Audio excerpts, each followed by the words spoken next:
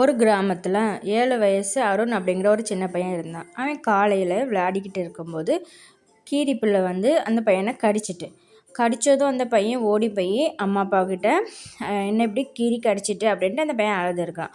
ஆனால் பேரண்ட்ஸ் வந்து இது சின்ன கடி தான், அது ஒன்றும் செய்யாது அப்படின்ட்டாங்க. அப்போ அவங்க அலட்சியப்படுத்திட்டாங்க.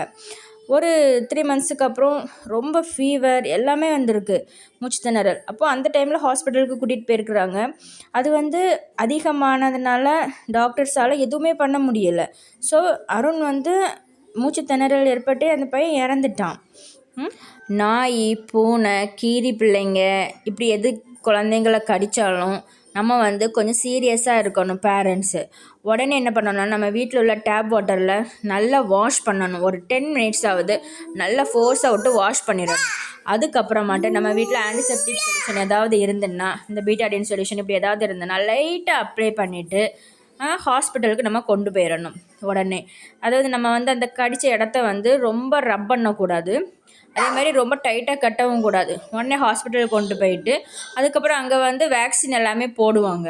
வேக்சின் எல்லாம் போட்டுறணும் குழந்தைக்கு. அதுக்கப்புறம் நம்ம வந்து பயம் இல்லாமல் இருக்கலாம், நம்ம குழந்தைக்கு எதுவும் ஆகாது அப்படின்னுட்டு. சரியா? இப்போ வந்து இந்த வீடியோ வந்து உங்கள் எல்லாத்துக்கும் நல்லா புரிஞ்சிருக்கும் அப்படின்னு நான் நம்புகிறேன்.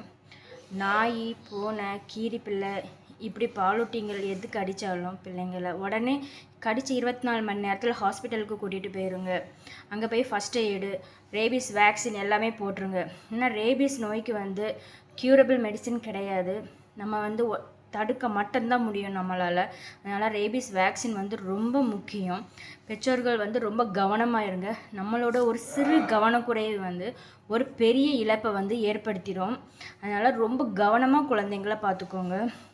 இந்த வீடியோ வந்து உங்கள் எல்லாத்துக்கும் பயனுள்ளதாக இருக்கும் அப்படின்னு நான் நம்புகிறேன். லைக் பண்ணுங்கள், ஷேர் பண்ணுங்கள், உங்களோட ஃப்ரெண்ட்ஸ் அண்ட் ஃபேமிலி மெம்பர்ஸ் எல்லாத்துக்குமே ஷேர் பண்ணி விடுங்க. இதே மாதிரி அவேர்னஸ் வீடியோஸ் வேணும் அப்படின்னா கமெண்ட் பண்ணுங்கள், கண்டிப்பாக நான் பண்ணுறேன். தேங்க்யூ.